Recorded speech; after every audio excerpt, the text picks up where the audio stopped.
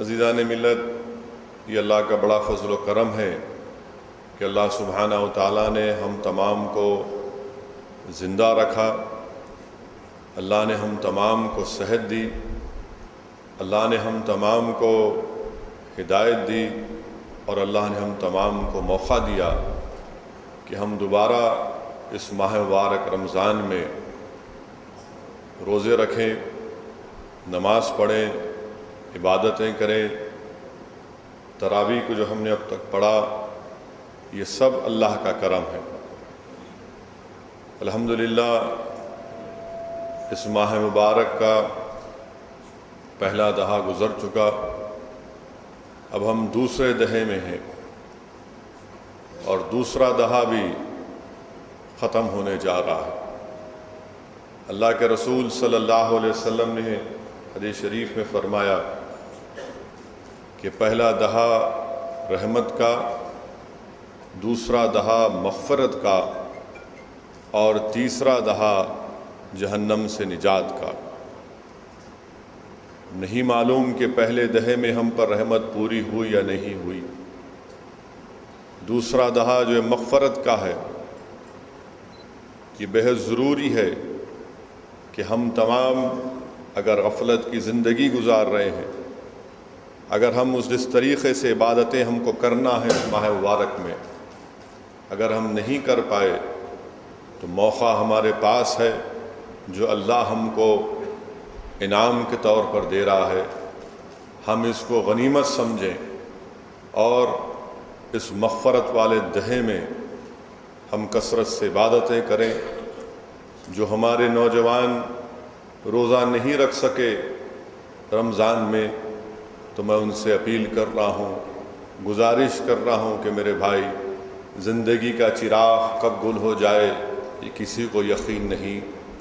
کوئی یہ بات گارنٹی سے نہیں کہہ سکتا کہ میں 70 سال یا 80 سال زندہ رہوں گا۔ موجودہ زمانے میں آپ اور ہم دیکھ رہے ہیں کہ 35 سال 37 سال کے لوگ بھی ان کی جانیں ختم ہو جا رہی ہیں۔ اس لیے میں اپنے نوجوان ساتھیوں سے کہنا چاہوں گا کہ آپ اس موقع کو غنیمت سمجھیں۔ یہ مغفرت کا مہینہ ہے، اور رسول اللہ صلی اللہ علیہ وسلم نے حدیث شریف میں ارشاد فرمایا کہ اگر کوئی اپنی مغفرت کرانا چاہتا ہے تو اللہ کے رسول صلی اللہ علیہ وسلم نے ہم کو کیا بتایا؟ رسول اللہ صلی اللہ علیہ وسلم نے فرمایا کہ تم مجھ پر درود و سلام کا نذرانہ پیش کرو۔ صحابہ نے پوچھا، یا رسول اللہ صلی اللہ علیہ وسلم، درود کا نذرانہ ہم پیش کریں گے؟ تو رسول اللہ صلی اللہ علیہ وسلم نے فرمایا کہ اس کا فائدہ یہ ہوگا کہ اگر جو مجھ پر درود کا نذرانہ پیش کرتا ہے اور جو شخص درود بھیجتا ہے اس کی ماں زندہ ہے تو اس کی ماں کی مغفرت کی جاتی ہے۔ صحابہ کرام نے پوچھا، یا رسول اللہ صلی اللہ علیہ وسلم، اگر وہ ماں نیک ہے؟ تو رسول اللہ صلی اللہ علیہ وسلم نے ارشاد فرمایا کہ اس کے باپ کی مغفرت کی جاتی ہے۔ صحابہ کرام نے عرض کیا، رسول اللہ اگر اس کا والد نیک ہے؟ تو رسول اللہ صلی اللہ علیہ وسلم نے ارشاد فرمایا کہ میرے امت کے گناہ گاروں کی مغفرت کی جاتی ہے۔ تو اس لیے میرے عزیز دوستو، اگر ہم کو اس دوسرے دہے میں مغفرت کو حاصل کرنا ہے تو علماء کرام نے فرمایا کہ کثرت سے رسول اللہ صلی اللہ علیہ وسلم پر درود شریف کا نذرانہ پیش کریں۔ وہیں پر حدیث شریف میں آیا کہ اللہ کے رسول صلی اللہ علیہ وسلم نے ارشاد فرمایا کہ جو اچھا وضو کر کے مسجد کو روانہ ہوتا ہے، نماز ادا کرتا ہے، اور دوسرے وقت کی نماز تک اس کا دل مسجد میں اٹکا رہتا ہے، تو اللہ سبحانہ و تعالیٰ اس کی مغفرت فرما دیتا ہے۔ حدیث شریف میں آیا کہ جو تنگ دستوں کی مدد کرتا ہے، اللہ سبحانہ و تعالیٰ اس کی مغفرت فرما دیتا ہے۔ حدیث شریف میں آیا کہ رسول اللہ صلی اللہ علیہ وسلم نے ارشاد فرمایا کہ جو آزمائش کے وقت صبر کرتا ہے، اللہ اس کی ایسی مغفرت کرتا ہے جیسا کہ وہ ابھی اپنی ماں کے پیٹ سے پیدا ہوا۔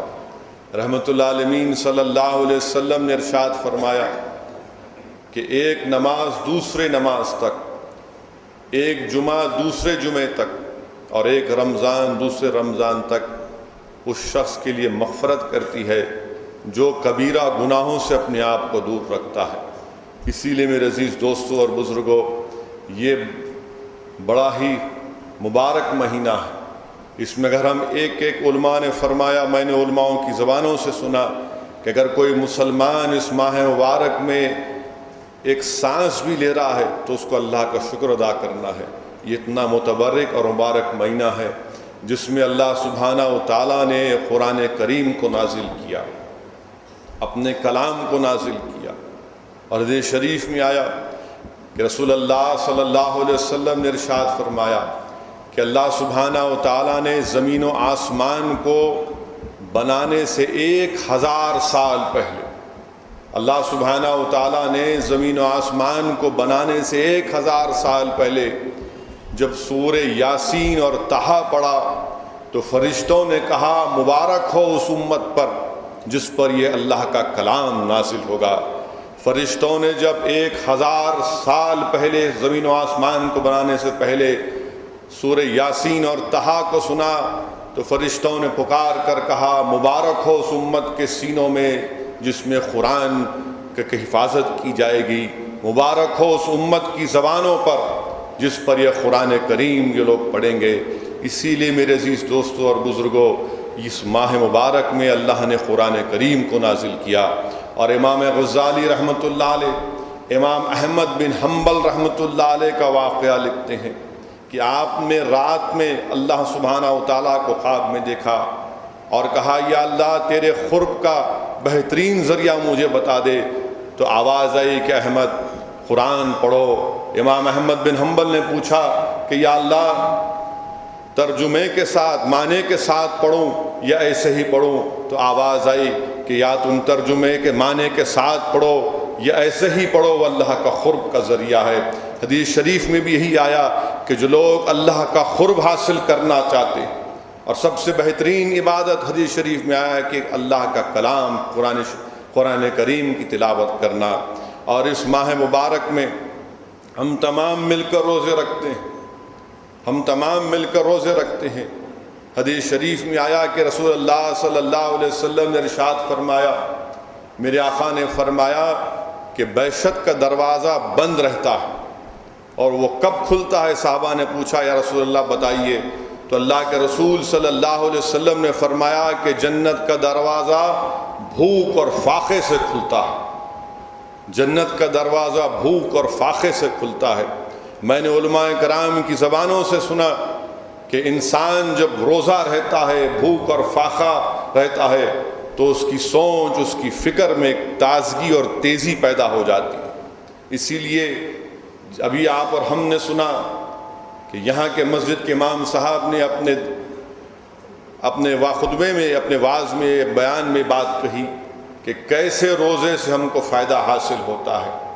اسی لیے بار بار میں آپ سے عرض کر رہا ہوں، خاص طور سے ہم نوجوانوں سے، کہ یاد رکھو روزہ ہے رمضان، اس کو مت چھوڑو۔ اور جو نوجوان روزہ رہتے ہیں یہ مت سمجھو، یا پھر جو حضرات یہ سمجھتے ہیں کہ یہ ماہ مبارک آیا اب میں اس میں کیلوریز کو لوز کروں گا یا اپنے وزن کو اس میں کم کروں گا، یاد رکھیے یہ ماہ مبارک ہے، یہ کیلوریز کو لوز کرنے کا مہینہ نہیں ہے، یہ وزن کو کم کرنے کا مہینہ نہیں ہے، یہ مہینہ اپنی نفس کشی کرنے کا مہینہ ہے۔ یہ ماہ مبارک اپنی انا کو ختم کرنے کا مہینہ ہے۔ یہ ماہ مبارک اپنے غرور اور تکبر کو ختم کرنے کا مہینہ ہے۔ یہ ماہ مبارک غریبوں کے اس بھوک اور پیاس کو محسوس کرنے کا موقع ہم کو عنایت فرماتا ہے۔ جیسا کہ ہم نے سنا کہ ایسے کئی انسان ہیں، ایسے کئی مسلمان ہیں جن کو 2 وقت کا کھانا تو چھوڑیے، 1 وقت کا کھانا بھی ان کو نہیں مل سکتا۔ ان تمام غرباؤں کے اور مساکینوں کی تکلیف کو اگر ہم محسوس کریں گے اور ہماری زندگیوں میں ایک انقلاب پیدا ہوگا تو یقیناً یہ ماہ مبارک ہم پر اثر کر رہا ہے، یہ ماہ مبارک ہم پر اثر کر رہا ہے۔ اسی لیے میں نوجوانوں سے کہنا چاہوں گا کہ جو روزہ تو رہتے ہیں، بہت سے ہمارے دوست اور احباب ایسے ہیں جو روزہ تو رہتے ہیں، سحری بھی کرتے ہیں، مگر ان کی فجر کی نماز کے بعد جب صبح کب ہوتی ہے، جب مسجد سے ظہر کی اذان کی آواز آتی ہے۔ نہیں میرے دوستو، اٹھو صبح میں، کام کرو، معمول کی طرح زندگی اختیار کرو۔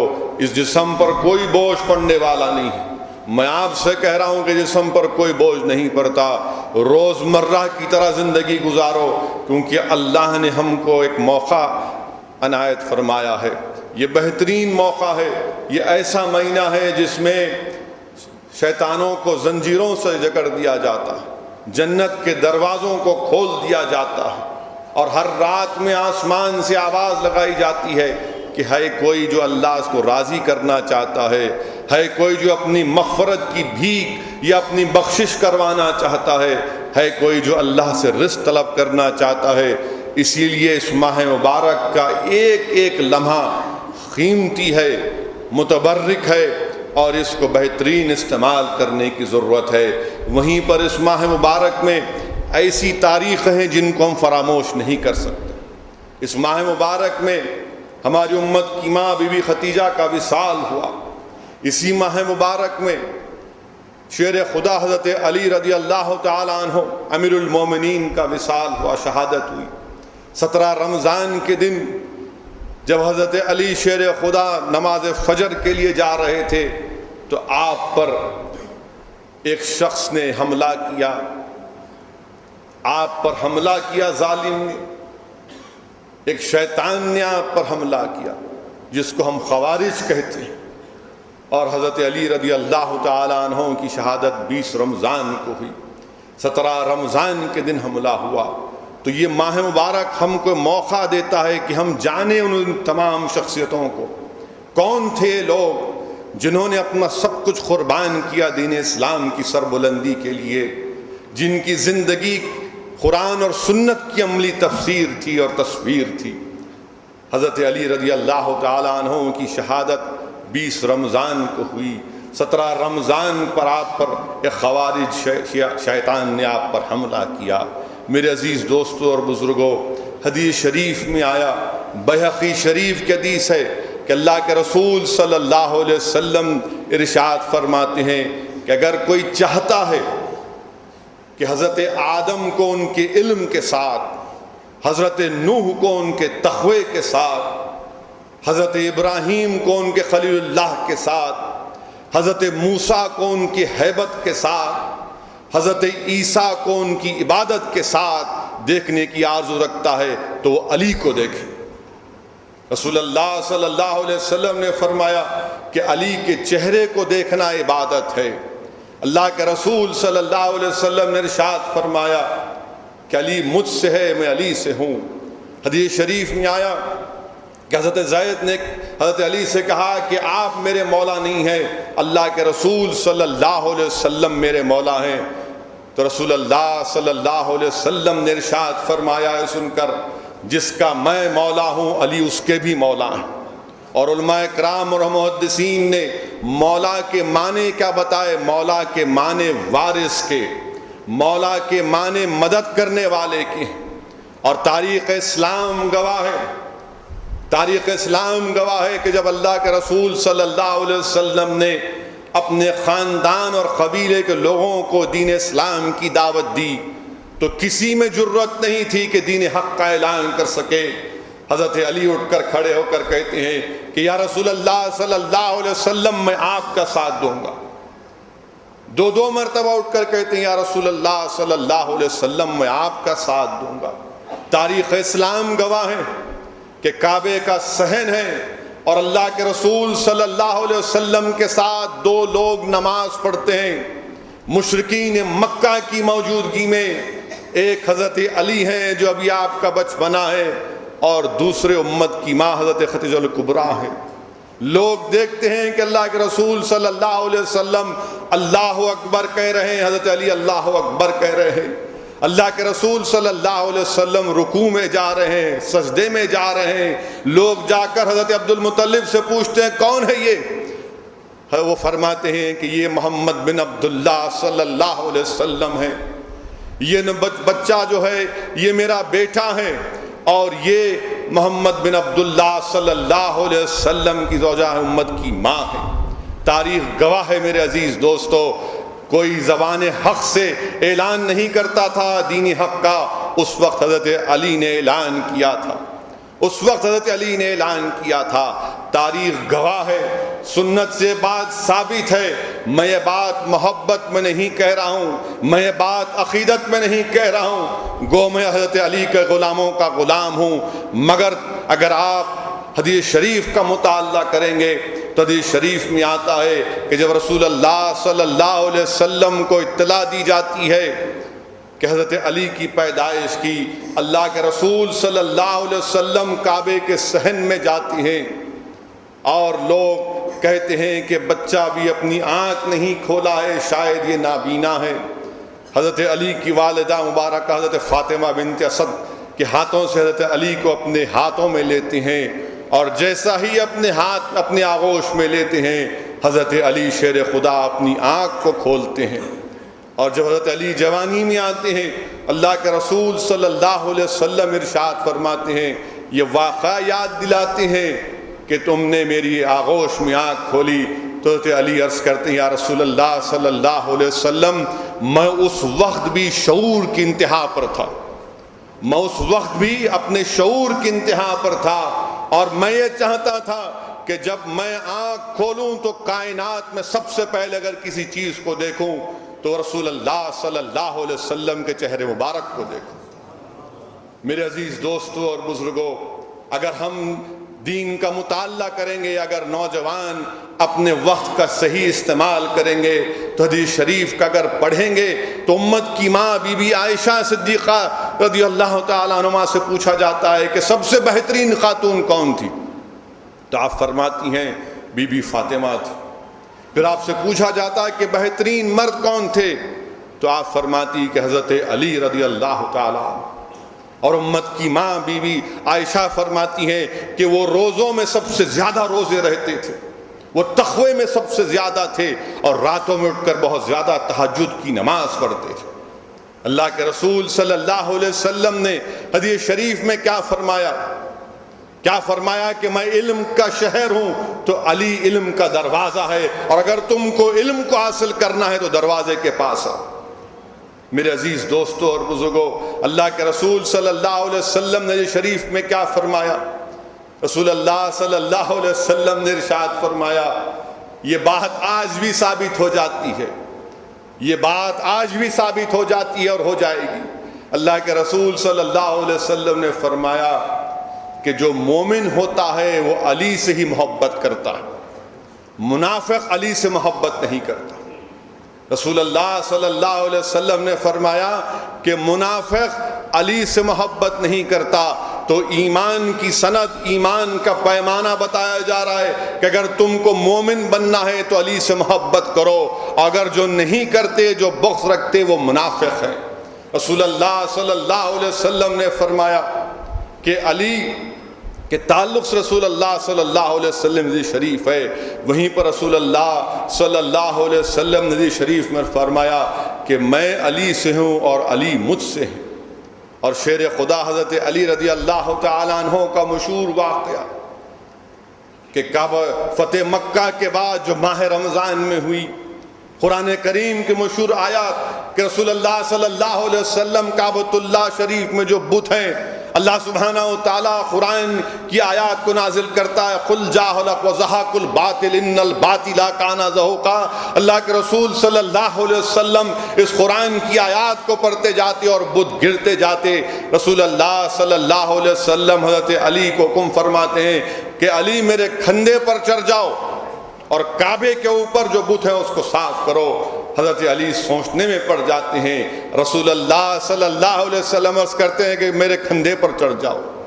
کیا خوش قسمت ہیں کہ نواز رسول بھی کھندے پر چڑھ گئے، اور شیر خدا حضرت علی رضی اللہ تعالیٰ عنہ جب رسول اللہ صلی اللہ علیہ وسلم کے کھندے پہ کھڑے ہو کر کعبۃ اللہ شریف کے اوپر سے بتوں کو صاف کرتے ہیں، اللہ کے رسول صلی اللہ علیہ وسلم ان سے پوچھتے ہیں تم نے کیا دیکھا، تم نے کیا محسوس کیا؟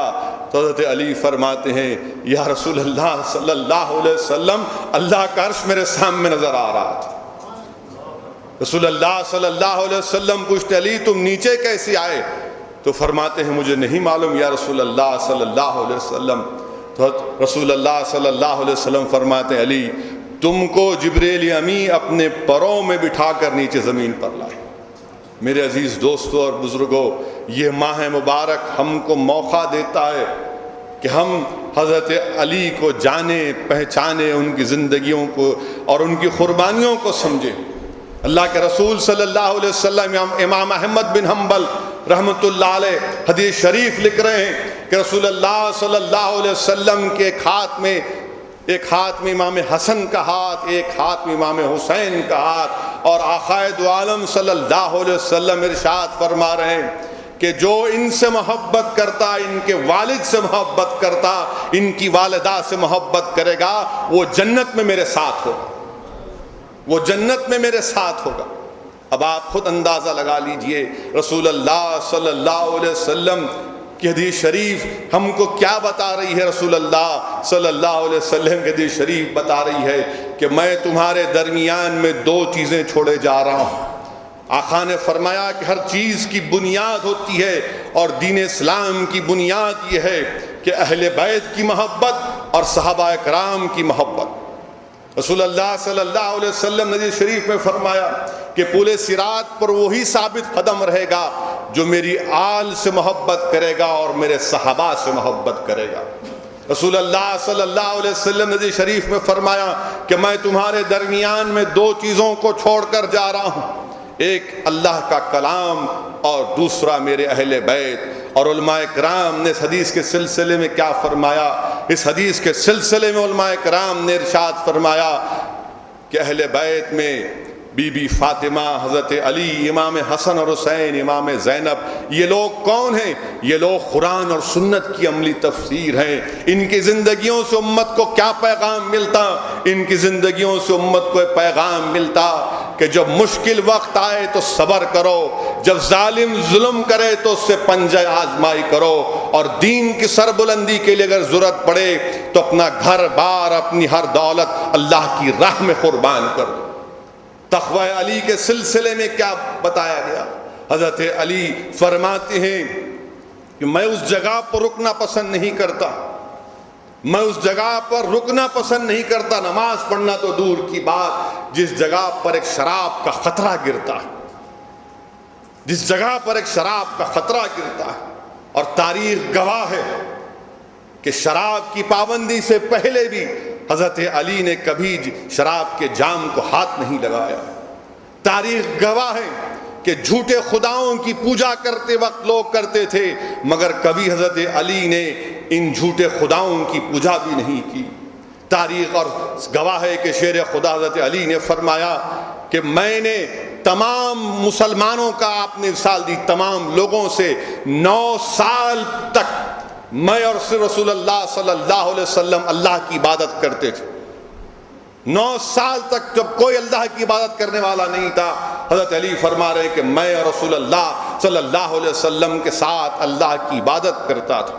اور تقوی اور پرہیزگاری کا معاملہ یہ کہ 3 دن تک گھر میں بھوکا فاقہ کشی ہے، 3 دن کے بعد کھانا آتا ہے تو دروازے پر ایک سائل پکارتا ہے کہ علی بھوکا ہوں، کھانے کو دے دو۔ حضرت علی رضی اللہ تعالیٰ عنہ دسترخوان سے کھانا اٹھا کر اس بھوکے فقیر کو دے دیتے ہیں۔ یہ نہیں دیکھتے کہ 3 دن سے بھوکا ہے، آپ یہ دیکھتے ہیں کہ سائل میرے گھر پر آیا اور کہہ رہا ہے کہ علی میں بھوکا ہوں۔ اور حدیث شریف میں رسول اللہ صلی اللہ علیہ وسلم نے فرمایا کہ علی عربوں کے سید ہیں، کہ علی عربوں کے سید ہیں۔ اور علماء کرام نے اس حدیث کے سمجھانے کے سلسلے میں کہا کہ سید کے معنی، بلکہ مسلم شریف کے حدیث میں لکھا گیا کہ سید کے معنی وہ ہے کہ جب لوگ اس کے پاس اپنی پریشانی کو لے کر آتے تو ان کی پریشانی کو اپنی پریشانی سمجھتے۔ یہ بخاری اور مسلم شریف کے حدیث میں لکھا گیا۔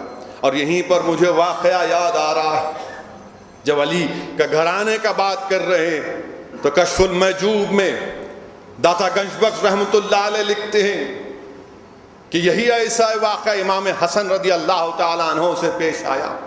امام حسن کہ گھر میں فاقہ ہے، بھوکا ہے، بھوک سے معاملہ برا ہے، دسترخوان پر کھانا آتا ہے، ایک غریب آ کر پکارتا ہے مدد کے لیے، امام حسن جتنی گھر میں دولت تھی لے جا کر اس کو دے دیتے، کیونکہ آ کر کہتا ہے کہ حسن ہے نواز رسول، مجھے کچھ دو، میں بھوکا ہوں، میں فقیر ہوں، مجھے ضرورت ہے۔ تو آپ روتے ہوئے جب واپس آتے ہیں، آپ کے گھر میں آپ سے پوچھا جاتا ہے کہ شہزادے رسول آپ اس لیے رو رہے ہیں کہ بیت المال سے جو مال آیا تھا آپ نے پورا اس غریب کو دے دیا۔ تو امام حسن عرض کرتے ہیں کہ نہیں، مجھے اس بات کا غم نہیں ہے کہ بیت المال سے جو مال آیا تھا میں نے غریب کو دے دیا، مجھے غم اس بات کا ہے کہ کاش میں ان غریبوں کو تلاش کرنے نکلتا اور ان کو تلاش کرنے کے بعد ان کی مجبوری کو دور کرتا تو مجھے زیادہ نیکی ملتی۔ آج یہ وقت آ گیا کہ غریب کو میرے گھر تک آنا پڑا۔ یہ معاملہ تھا تقویٰ اور پرہیزگاری کا۔ اسی لیے رسول اللہ صلی اللہ علیہ وسلم نے کیا فرمایا؟ تفسیر روح البیان میں، تفسیر کبیر میں حدیث شریف لکھی گئی کہ جو محبت اہل بیت پر مرے گا وہ شہید ہے، جو محبت اہل بیت پر مرے گا وہ بخش دیا جائے گا، جو محبت اہل بیت پر مرے گا ملک الموت اس کو جنت کی بشارت دیتے ہیں، اور اس کا استقبال جنت میں اس طرح کیا جاتا ہے جیسے کوئی دلہن کا ایک نئے گھر میں استقبال کیا جاتا ہے۔ میرے عزیز دوستوں اور بزرگوں، حضرت علی کی زندگی کی ابتدا مسجد، حضرت علی کی زندگی کی انتہا مسجد، آپ کی پیدائش کعبۃ اللہ، کعبے کے صحن میں، اور آپ کی زندگی کی انتہا کوفہ کی مسجد میں۔ حضرت علی کی زندگیوں کہ اگر ہم دیکھیں گے تو ہم کو کیا پیغام ملتا ہے؟ یہی پیغام ملتا ہے میرے عزیز دوستو، یہی پیغام ملتا ہے کہ اپنی مسجدوں کو آباد کرو۔ شیر خدا کی زندگی کی ابتدا اور انتہا مسجد۔ آج اگر ہم رمضان کے بعد اس مسجد کو آباد نہیں رکھیں گے تو ہم کیا محبت کر رہے ہیں حضرت علی سے؟ ہم کہاں محبت کر رہے ہیں اللہ اس کے رسول صلی اللہ علیہ وسلم سے؟ میرے عزیز دوستو، بزرگوں، نوجوان ساتھیوں، خاص طور سے نوجوانوں سے اپیل کر رہا ہوں، دیکھو تم اس قوم کا مستقبل ہو، تم اس قوم کی دیوار ہو، تم اس قوم کی بنیاد ہو۔ اگر تم گر جاؤ گے تو خدا نخواستہ یہ قوم خطرے میں پڑ جائے گی۔ مستقبل تمہارا ہے، اگر تم مضبوط رہو گے، تم اپنی مسجدوں کو آباد رکھو گے تو یقیناً دین کی حفاظت ہوگی، دین کے مسائل حل ہوں گے۔ اور اگر ہم صرف رمضان کی حد تک اپنے مسجدوں کو آباد رکھیں گے اور رمضان کے بعد پھر سمجھیں گے کہ آئندہ رمضان آئے گا تو پھر جاؤں گا، یا پھر جمعہ آئے گا تو پھر خطبہ شروع ہوتے وقت چلا جاؤں گا، نہیں نوجوانوں، یاد رکھو یہ صحیح طریقہ نہیں ہے۔ مسجدوں کو آباد کرنا یہ ہماری ذمہ داری ہے، مسجدوں کو آباد کرنا ہماری ذمہ داری ہے۔ اور کون مسجد کو آباد کرتے ہیں؟ جو لوگ اللہ پر اور آخرت پر پورا یقین رکھتے ہیں، وہی لوگ مسجد کو آباد رکھتے ہیں، اور جو اللہ کے سوا کسی سے نہیں ڈرتے، جو اللہ کے سوا کسی سے نہیں ڈرتے۔ یاد رکھو یہ ذمہ داری ہماری ہے کہ ہم اپنی مسجدوں کو آباد رکھیں۔ اور اللہ قرآن کریم میں ارشاد فرماتا، علماء کرام نے اس کا ترجمہ کیا کہ ظالم ہیں وہ لوگ جو لوگ اللہ کے ذکر کو مسجد میں نہیں کرتے، جو اللہ کے ذکر سے مسجد میں اس کو بند کر دیتے ہیں، مسجد کو ویران کر دیتے ہیں۔ قرآن کریم میں اللہ فرما رہا ہے کہ ایسے لوگوں کے لیے دنیا میں بھی عذاب ہے اور آخرت میں بھی ہے۔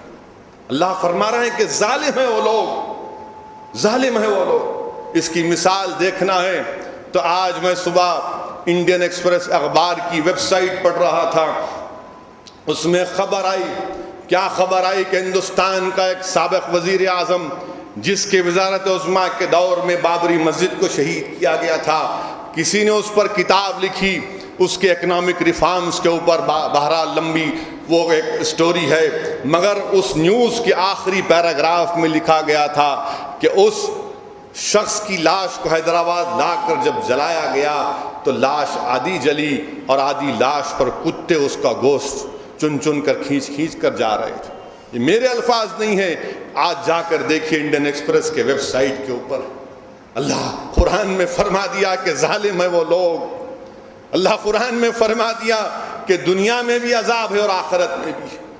جو لوگ آج بابری مسجد کی شہادت کے ذمہ دار ہیں، یاد رکھو اللہ ہم سے انصاف کرے گا، اور اللہ جن لوگوں نے اللہ کی مسجد کو شہید کیا ضرور ان سے انصاف ہوگا، ضرور ان سے حساب کتاب دیا جائے گا. اور افسوس تو یہ عزیز دوستو کہ آج حالات ایسے بن چکے کہ RSS مسلمانوں کی افطار کی دعوت کا اہتمام کر رہی ہے.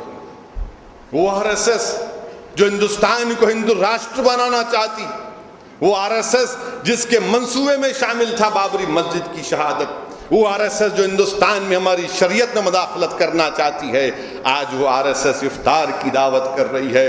سوچو مسلمانوں ہماری پستی کتنی ہو چکی ہے کہ ہم اپنے دشمن کو بھی نہیں جان رہے ہیں. ہم صرف ایک فوٹو کے لیے اور کسی ایک بڑے لیڈر کے ساتھ کھڑے ہو کر اپنی تصویر شائع کرانا ہم سمجھتے ہیں کہ ہمارے لیے بہت بڑی بات ہے، ہم سمجھتے کہ بہت بڑی عزت کی بات ہے.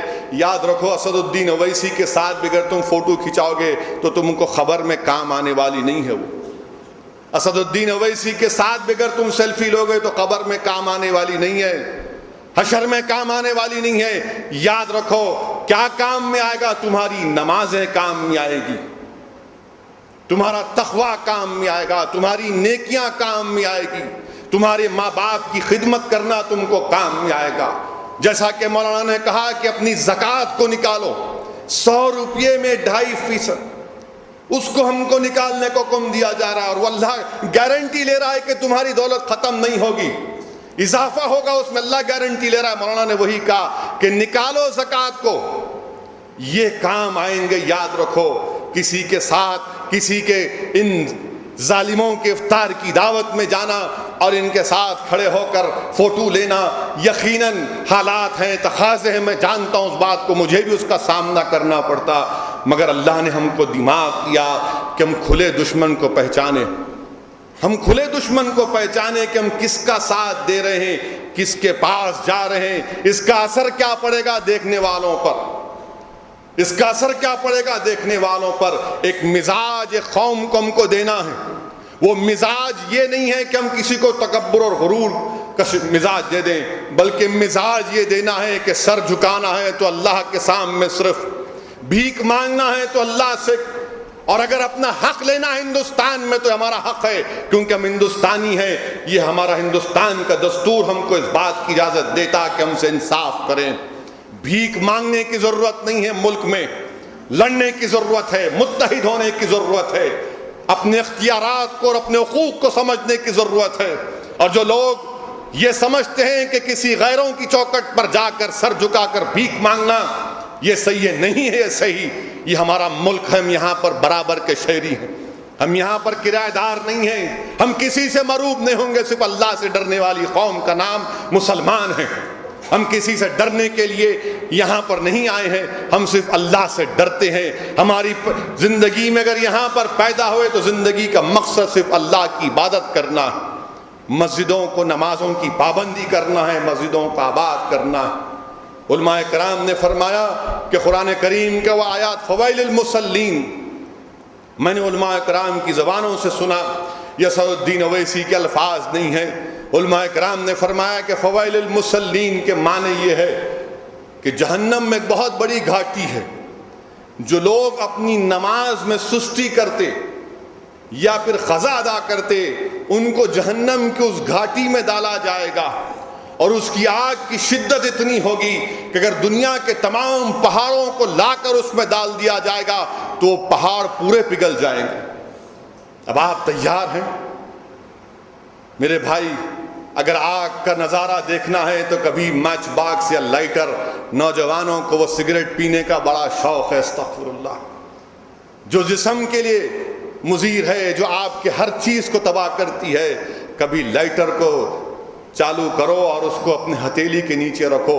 میں چیلنج کر رہا ہوں کہ تم 5 سیکنڈ بھی نہیں رکھ سکتے، تم 5 سیکنڈ بھی اس آگ کی گرمی کو برداشت نہیں کر سکتے.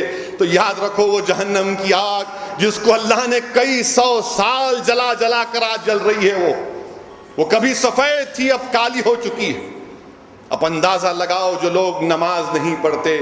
رسول اللہ صلی اللہ علیہ وسلم نے کیا فرمایا کہ کہ مسلمان اور کافر میں فرق صرف نماز کا۔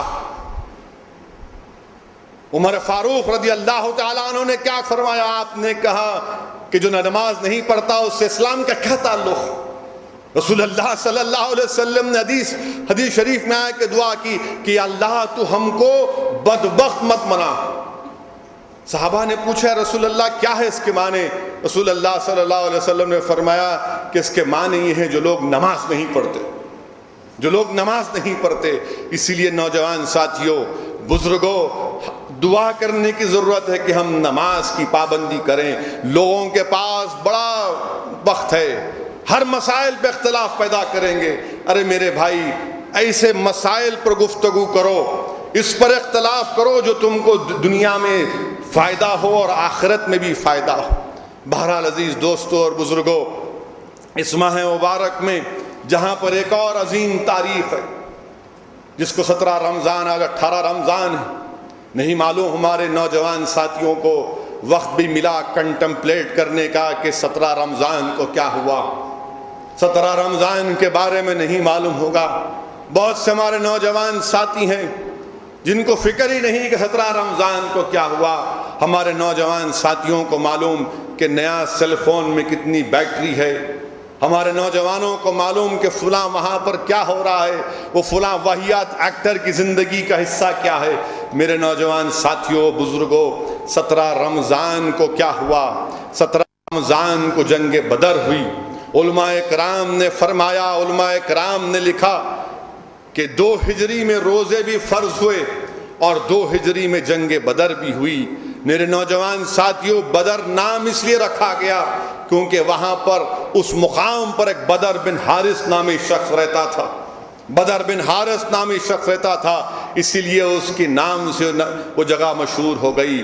شیخ عبداللہ محدث دہلوی رحمۃ اللہ علیہ نے لکھا کہ اس جگہ پر ایک کنواں تھا اور چاندنی رات میں اس کنویں میں اگر آپ جب چاند کو دیکھتے تو بڑا خوبصورت نظر آتا، اسی لیے اس جگہ کا نام بدر پڑ گیا۔ بہرحال میرے عزیز دوستو، اللہ کے رسول صلی اللہ علیہ وسلم کے غزوات میں نہایت ہی اہم اور عظیم ہے، نہایت ہی اہم اور عظیم ہے۔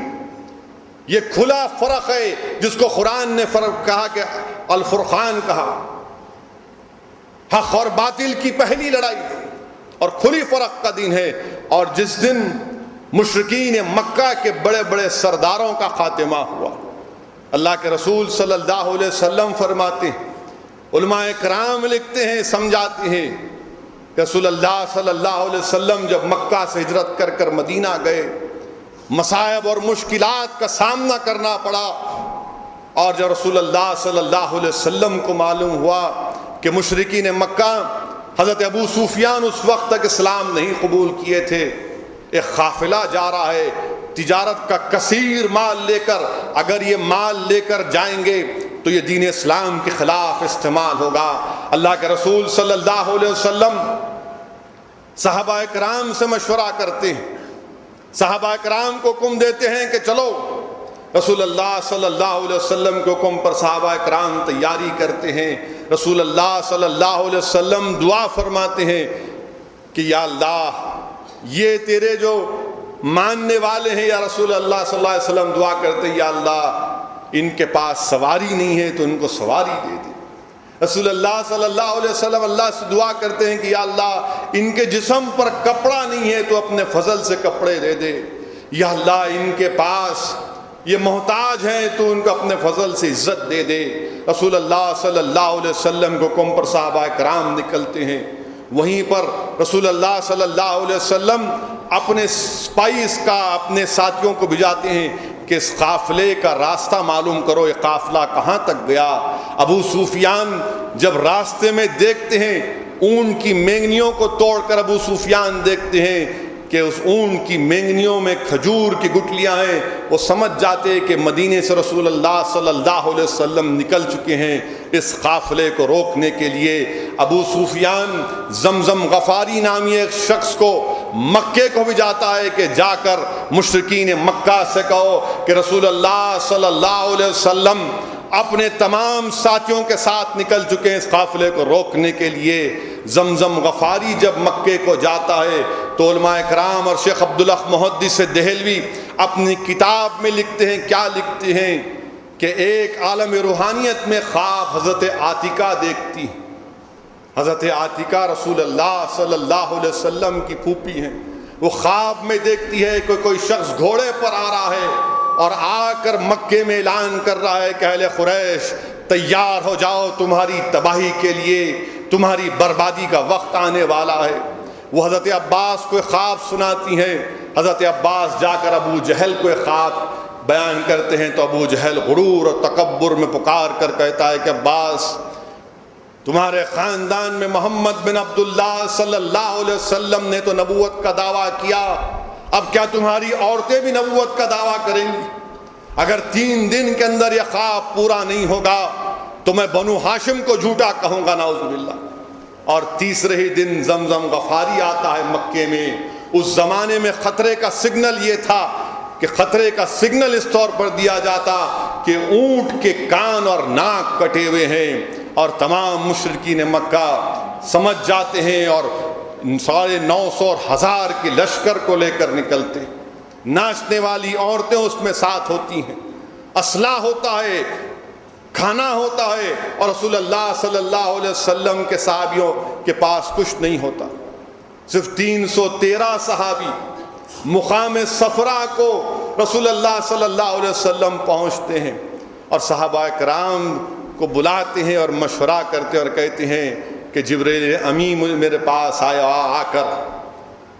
آ کر مجھ سے کہا کہ اللہ ہم کو کامیاب کرے گا۔ صدیق اکبر عرض کرتے ہیں یا رسول اللہ ہم آپ کے حکم کا انتظار کر رہے ہیں۔ فاروق اعظم عرض کرتے ہیں یا رسول اللہ آپ جو کہیں گے ہم کر جائیں گے۔ حضرت مقداد اور سعد بن معاذ کھڑے ہوتے ہیں اور کہتے ہیں یا رسول اللہ صلی اللہ علیہ وسلم ہم بنی اسرائیل یا یہودیوں کی طرح نہیں ہیں جو یہ کہیں گے کہ اے موسیٰ آپ اور آپ کا خدا جا کے لڑیں، ہم آپ کے ساتھ ہیں یا رسول اللہ صلی اللہ علیہ وسلم۔ صحابہ فرماتے ہیں یا رسول اللہ اگر آپ سمندر میں کودنے کے لیے کہیں گے تو ہم کود جائیں گے۔ رسول اللہ صلی اللہ علیہ وسلم ان کے ایمان کے جذبے کو دیکھ کر دعائیں فرماتے ہیں، اور اللہ کے رسول صلی اللہ علیہ وسلم مقام بدر میں جاتے ہیں اور جا کر صحابہ کرام کو فرماتے ہیں دیکھو اس جگہ پر فلاں مارا جائے گا، اس جگہ پر ابو جہل مارا جائے گا، اس جگہ پر اکرمہ مارا جائے گا، اس جگہ پر فلاں فلاں شخص مارا جائے گا۔ اور رات کے اندھیرے میں رسول اللہ صلی اللہ علیہ وسلم جو جگہ بنائی گئی تھی اس جگہ پر رسول اللہ صلی اللہ علیہ وسلم اللہ کی بارگاہ میں سر بسجود ہیں اور گڑ گڑا کر دعا کر رہے ہیں۔ صدیق اکبر بازو ہیں، حدیث شریف کے الفاظ ہیں کہ رقت انگیز دعا رحمت اللہ علیہ کر رہے ہیں تو کبھی آپ کے جسم مبارک سے کپڑا نیچے گر جاتا، اور رسول اللہ صلی اللہ علیہ وسلم کے الفاظ یہ ہیں کہ یا اللہ یہ جو مٹھی بھر لوگ ہیں اگر کل ختم ہو جائیں گے تو صبح قیامت تک تیرا نام لیوا نہیں ہوگا۔ یا اللہ یہ جو مٹھی بھر لوگ اگر کل ختم ہو جائیں گے تو صبح قیامت تک تیرا نام لیوا نہیں ہوگا۔ اللہ کے رسول صلی اللہ علیہ وسلم کثرت سے دعا کر رہے ہیں، اور صدیق اکبر عرض کرتے ہیں یا رسول اللہ اللہ ضرور آپ کو کامیاب کرے گا، اللہ ضرور آپ کو کامیاب کرے گا۔ اور اچانک رسول اللہ صلی اللہ علیہ وسلم اپنے چہرے انور کو اٹھا کر کہتے ہیں، تبسم فرماتے ہیں اور فرماتے ہیں کہ اللہ اپنے فرشتوں سے ہماری مدد کرنے والا ہے۔ اللہ سبحانہ و تعالیٰ اپنے فرشتوں سے جبریل امین سے ہماری مدد کرنے والا ہے۔ صبح جب ہوتی ہے نماز فجر کے بعد رسول اللہ صلی اللہ علیہ وسلم جہاد پر ایک مختصر سا خطبہ دیتے ہیں۔ رسول اللہ صلی اللہ علیہ وسلم کے ہاتھ میں تبر کی لکڑی ہے، مسلمانوں کی فوج کی صفوں کو سیدھا کرتے ہیں، کوئی آگے پیچھے ہوتا ہے، آقا کے ہاتھ میں تبر کی لکڑی ہے، اور آپ رسول اللہ صلی اللہ علیہ وسلم حضرت سواد انصاری کے پیٹ پر ہلکی سی ضرب مارتے ہیں کیونکہ آپ کا پیٹ نکلا ہوا ہوتا ہے، اور کہتے ہیں کہ سواد سیدھا ہو جا۔ حضرت سواد پکار کر کہتے ہیں یا رسول اللہ آپ نے مجھ سے ناانصافی کی، مجھے اس کا بدلہ دیجئے کہ آپ نے بھیجا مجھے مارا۔ میرے عزیز دوستو اور بزرگوں، رحمت اللہ عالمین کی رحمت پر قربان جائیے۔ وَمَا أَرْسَلْنَاكَ إِلَّا رَحْمَةً لِّلْعَالَمِينَ، اللہ قرآن میں فرمایا کہ میرے محبوب ہم نے آپ کو سارے جہانوں کے لیے رحمت بنا کر بھیجا۔ علماء کرام نے لکھا اور بتایا کہ حضرت سواد کہتے ہیں کہ آپ نے مجھے بیجا مارا، مجھے اس کا بدلہ دیجئے۔ اگر آج کسی جنگ میں ایک سپاہی اپنے کمانڈر ان چیف سے کہتا ہے کہ تم نے غیر ضروری مجھے ٹوکا یا مارا، تو کمانڈر ان چیف اس سے کہے گا کہ پہلے اس کو گولی مارو۔ کورٹ مارشل کرتے ہیں کہ پہلے اس کو گولی مارو، دشمن سے مقابلہ کرنا ہے۔ یہ کمانڈر ان چیف سے کہہ رہا ہے کہ تم نے مجھ سے غلطی کی ہے۔ رسول اللہ صلی اللہ علیہ وسلم کیا فرماتے ہیں؟ رحمت اللہ عالمین صلی اللہ علیہ وسلم ارشاد فرماتے ہیں کہ سواد اور اپنا بدلہ لے لے۔ رحمت اللہ عالمین فرماتے ہیں کہ سواد اور اپنا بدلہ لے۔ حضرت سواد دوڑتے ہیں، حضرت سواد دوڑتے ہیں، رسول اللہ صلی اللہ علیہ وسلم کے جسم مبارک سے لپیٹ جاتے ہیں، رسول اللہ صلی اللہ علیہ وسلم کے جسم مبارک سے لپیٹ جاتے ہیں اور بوسہ دیتے ہیں جسم مبارک کو۔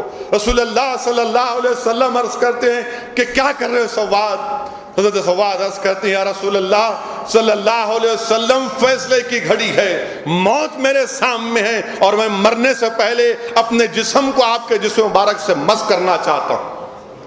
میرے عزیز دوستو اور بزرگوں، یہ محبت تھی صحابہ کرام کی، یہ محبت تھی صحابہ کرام کی کہ موت کی پرواہ نہیں کر رہے ہیں، کہ سر کٹ جائے گا اس کی پرواہ نہیں کر رہے ہیں، پرواہ اس کر رہے ہیں کہ رحمت اللہ عالمین محبوب کے قدموں سے جا کر لپٹ جائیں، یہ ان کی فکر ہے۔ میرے عزیز دوستو اور بزرگوں، رسول اللہ صلی اللہ علیہ وسلم آپ کے لیے دعائیں دیتے ہیں۔ رسول اللہ صلی اللہ علیہ وسلم مسلمانوں کی فوج میں دو کمسن بچوں کو دیکھتے ہیں، حضرت معاذ اور حضرت معوذ کو دیکھتے ہیں، اور آپ کے چھوٹے بھائی کو سب سے نکال دیتے ہیں۔ وہ چھوٹا بھائی رحمت اللہ عالمین سے عرض کرتا ہے یا رسول اللہ، آپ نے میرے بڑے بھائی کو رکھا، صف میں جنگ میں شامل ہونے کی اجازت دی، آپ ہم دونوں کی کشتی کرا لیجیے، میں ان سے زیادہ طاقتور ہوں۔ اللہ کے رسول صلی اللہ علیہ وسلم مسکراتے ہیں۔ دونوں بھائیوں میں کشتی ہوتی ہے، ریسلنگ ہوتی ہے۔ چھوٹا بھائی بڑے بھائی کے کان میں کہتا ہے کہ دیکھو رسول اللہ صلی اللہ علیہ وسلم نے تم کو پسند کیا، تم کو جہاد میں شرکت کا موقع مل گیا، تم مجھے اس سے محروم مت کرو، تم ایک کشتی ہار جاؤ۔ بڑا بھائی زمین پر گر جاتا ہے، چھوٹا بھائی بڑے بھائی کے سینے پر چڑھ جاتا ہے۔ رحمت اللہ عالمین سمجھ جاتے ہیں، مسکراتے ہیں، دونوں کو شامل کر لیتے ہیں، اور یہی دونوں بھائی ابو جہل پر حملہ کرتے ہیں، یہی دونوں بھائی ابو جہل پر حملہ کرتے ہیں اور اس کو گرا دیتے ہیں۔ جب ابو جہل پر حملہ کرتے ہیں حضرت معوذ، تو ابو جہل کے بیٹی اکرمہ حضرت معوذ پر ایسا حملہ کرتے ہیں کہ واقعات میں آیا کہ آپ کا ایک ہاتھ اس طرح کٹ جاتا ہے کہ آپ کا ہاتھ لڑکھڑاتا رہتا ہے۔ تو ایک واقعہ یہ آیا کہ آپ اپنے ہاتھ کو اپنے پیر کے نیچے ڈال کر اس کو نکال کر بھی مقابلہ کرتے ہیں کفاران مکہ سے، اور مقابلہ کرتے ہیں اور آ کر دوڑ کے رسول اللہ صلی اللہ علیہ وسلم سے کہتے ہیں یا رسول اللہ صلی اللہ علیہ وسلم، ہم نے ابو جہل کو مار دیا۔ رسول اللہ صلی اللہ علیہ وسلم کہتے ہیں کہ کس نے مارا؟ تو کوئی کہتا ہے میں نے، معوذ کہتے ہیں میں نے مارا۔ رسول اللہ صلی اللہ علیہ وسلم دونوں کی تلواروں کو دیکھ کر کہتے ہیں کہ تم دونوں نے مارا۔ واقعات میں آیا کہ حضرت معاذ کو جب حضرت ابو جہل کے بیٹے اکرمہ نے مارا، تو جب آپ کا ہاتھ لٹک رہا تھا، آپ رسول اللہ صلی اللہ علیہ وسلم کے پاس گئے، رحمت اللہ عالمین صلی اللہ علیہ وسلم نے اپنا لعاب دہن اس جگہ پر لگایا اور وہ ہاتھ وہیں کا وہیں جڑ گیا۔ اور عثمان الغنی ذو النورین کے زمانے تک حضرت معاذ اسلام کی راہ میں جہاد کرتے رہے۔ یہ قاضی عیاض شفا شریف میں اس واقعے کو لکھتے ہیں کہ اللہ کے رسول صلی اللہ علیہ وسلم نے اپنا لعاب دہن اس جگہ پر لگایا تو حضرت معاذ کا ہاتھ جو لٹک رہا تھا وہ وہیں پر چپک گیا اور اچھا ہو گیا۔ جنگ بدر میں یہ بھی آیا واقعہ کہ حضرت علی کا واقعہ کہ آپ کفارانوں کو واصل جہنم کر رہے ہیں اور دوڑ کر جا کے رسول اللہ صلی اللہ علیہ وسلم کی خبر لے رہے ہیں کہ رسول اللہ صلی اللہ علیہ وسلم کیسے ہیں۔ آپ کیا دیکھتے ہیں کہ رسول اللہ صلی اللہ علیہ وسلم سجدے میں ہیں اور دعا کر رہے ہیں یا حیو یا قیوم یا حیو یا قیوم۔ حضرت علی کے الفاظ ہیں کہ میں دیکھتا اور دوڑتا، پھر آتا دیکھتا رسول اللہ صلی اللہ علیہ وسلم کیسے ہیں۔ میرے عزیز دوستوں اور بزرگوں، یاد رکھو یہ جو دین آپ کو اور ہم کو ملا ہے، یہ کوئی چمن سے چلنے سے ہم کو نہیں ملا، یہ کوئی آسان طریقوں سے دین ہم کو حاصل نہیں ہوا۔ جنگ بدر کو پڑھو میرے عزیز دوستوں اور بزرگوں، نوجوانوں خاص طور سے پڑھو کہ کیسے صحابہ کرام نے اپنی زندگیوں کو قربان کر دیا۔ حضرت عکاشہ جنگ چل رہی ہے، تلوار ٹوٹ جاتی ہے، رحمت اللہ علیہ سے آ کر عرض کرتے ہیں یا رسول اللہ تلوار ٹوٹ گئی۔ رسول اللہ صلی اللہ علیہ وسلم اپنے دست مبارک میں ایک لکڑی کو اٹھا کر پھینکتے ہیں، دیکھو اس سے مقابلہ کرو عکاشہ۔ حضرت عکاشہ یہ نہیں دیکھتے کہ رسول اللہ صلی اللہ علیہ وسلم ایک کھجور کی لکڑی دے رہے ہیں، یہ دیکھتے ہیں کہ رحمت اللہ علیہ دے رہے ہیں تو یہ کافی ہے۔ یہ محبت تھی، یہ ایمان تھا، یہ تقویٰ تھا۔ آپ اس لکڑی کو اٹھا کر جب جنگ میں مقابلہ کرتے تو وہ لکڑی نہیں بلکہ ایک تلوار بن جاتی ہے، ایک تلوار بن جاتی ہے۔ حضرت عکاشہ جب تک زندہ تھے وہ اسی سے غزوہ جنگوں میں جا کر مقابلہ کرتے تھے، اور ان کی شہادت کے بعد وہ تلوار بھی ان کو ان کے ساتھ قبر میں رکھ دی گئی۔ یہ صحابہ کرام رضی اللہ تعالیٰ عنہ کی محبت تھی۔ قرآن میں اللہ اعلان کر رہا ہے، کیا اعلان کر رہا ہے؟ سورہ انفال میں اگر 44ویں آیات پڑھیں گے تو قرآن میں اللہ اعلان کر رہا ہے کہ جنگ بدر میں کیسے مسلمانوں کی مدد کی گئی۔ علماء کرام نے اس آیات کا ترجمہ اس طرح کیا کہ اللہ نے مسلمانوں کو کفاروں کا قافلہ کم دکھایا اور کفاروں کو مسلمانوں کا قافلہ کم دکھایا۔ علماء کرام نے اپنی تفسیر میں لکھا کہ مسلمان کو کم اس لیے دکھائی دے رہے تھے کہ ان کا رعب اور خوف ان کے دل میں نہ بیٹھ جائے، اور کفاران مکہ کو مسلمان کم اس لیے نظر آ رہے تھے کہ پوری طرح ان کی صف میں آ جائے اور ان کا کام تمام ہو جائے۔ سورہ آل عمران میں آیت نمبر 9 کا جا کر آپ پڑھیے، جس کا علماء کرام نے اس کا ترجمہ کیا کہ کیسے اللہ سبحانہ و تعالیٰ نے فرشتوں کو نازل کر کے اللہ سبحانہ و تعالیٰ نے مسلمانوں کی مدد کی۔ سورہ انفال کی آیت نمبر 13 میں، آیت نمبر 17 اور 11 میں کہ اللہ کے رسول صلی اللہ علیہ وسلم اپنی ہاتھوں میں خاک کو اٹھا کر کفاران مکہ کی طرف، مشرکین کفار کی طرف پھینک رہے ہیں، اور جب خاک اٹھا کر پھینکتے ہیں تو وہ پریشان ہو کر بھاگتے، کوئی مر جاتا تو اللہ قرآن میں فرما رہا ہے کہ میرے محبوب وہ آپ نہیں پھینک رہے، ہم پھینک رہے ہیں۔ اللہ قرآن میں فرما رہا ہے کہ جس جگہ پر مسلمان ٹھہرے تھے وہاں پر پانی نہیں تھا تو اللہ نے بارش کو نازل کر دیا۔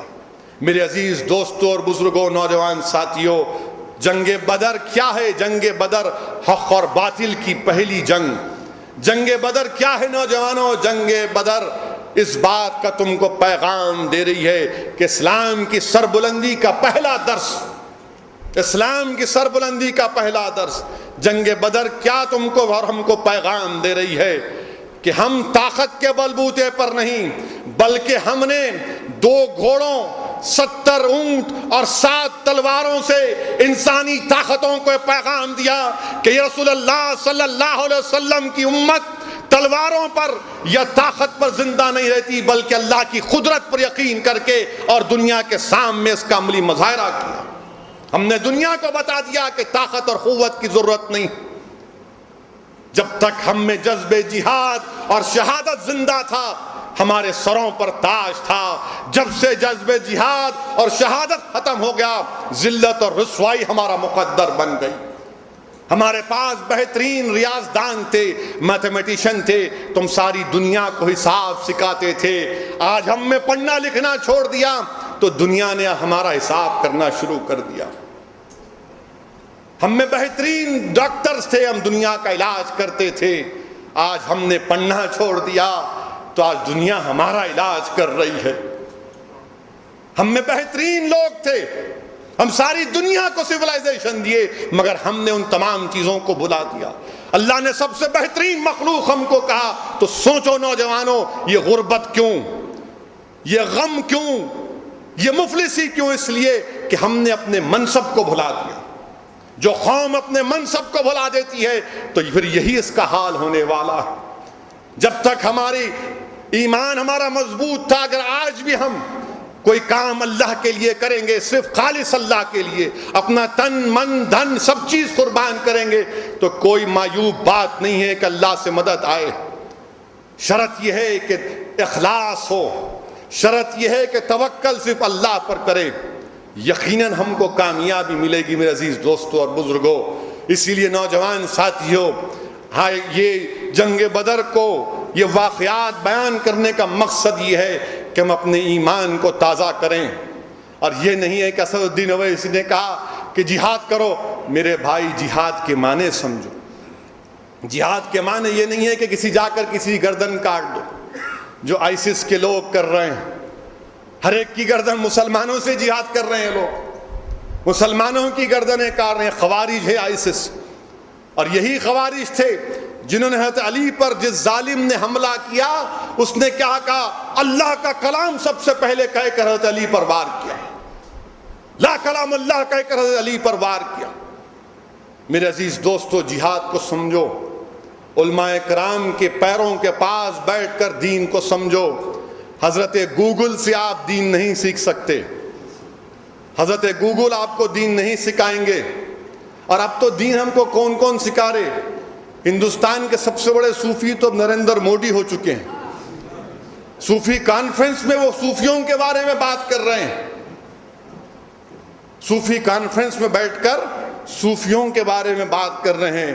میں ہندوستان کے وزیر اعظم سے کہنا چاہوں گا، مسٹر پرائم منسٹر، آپ نے این ایس جی بہت بولا، کیا نکلا؟ CNG ہو گیا وہ۔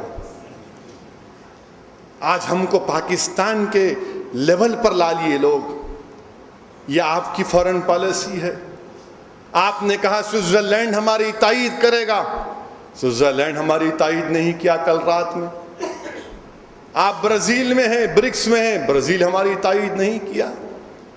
آپ چین کے سربراہ کو ہندوستان بلا کر جھولا جھلائے، اس کو احمد آباد میں جھولا جھلائے، لوریاں دینا باقی تھا، وہ کل ہم کو ساتھ نہیں دیا۔ اتنا دورے کرتے، سارے ہندوستان کا دورہ، پورے دنیا کے دورے کر لیا۔ اب لگتا ہے 2019 تک کوئی دنیا کا ملک باقی نہیں رہے گا سوا ہندوستان کے، پورا دورہ کر چکے ہیں۔ بہرحال میرے عزیز دوستوں اور بزرگوں، حالات اور وقت کا تقاضا یہ ہے کہ ہم متحد رہیں، اس ماہ مبارک کو غنیمت سمجھیں۔ یاد رکھیے، اس ماہ مبارک کا ایک ایک لمحہ متبرک ہے۔ میں کسی ایک عالم دین کے ساتھ برسوں پہلے مدینہ شریف میں بیٹھا تھا، تو انہوں نے مجھ سے ایک جملہ کہا تھا، میں آج تک اس کو نہیں بھولا۔ انہوں نے مجھ سے کہا تھا کہ اللہ کی رحمت برس رہی ہے ماہ مبارک میں، صرف تم کو ایسی آنکھ اللہ عطا کرے کہ کس طرح سے اللہ کی رحمت برس رہی ہے۔ یاد رکھو، اگر ہم اللہ کے سامنے جھک جائیں گے تو یقیناً ساری دنیا ہمارے سامنے جھکے گی، مگر ہم دنیا کو نہیں جھکانا چاہتے، ہم صرف اللہ کے سامنے سر و سجود ہونا چاہتے ہیں۔ یاد رکھو، مسلمان کون ہیں؟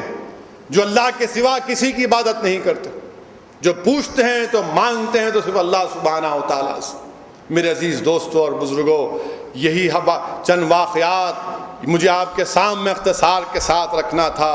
یقیناً ہمارے ملک میں آئے دن نئی باتیں کی جاتی ہیں، نت نئے فساد یا پھر فتنے پیدا کرنے کی کوشش کی جاتی ہیں۔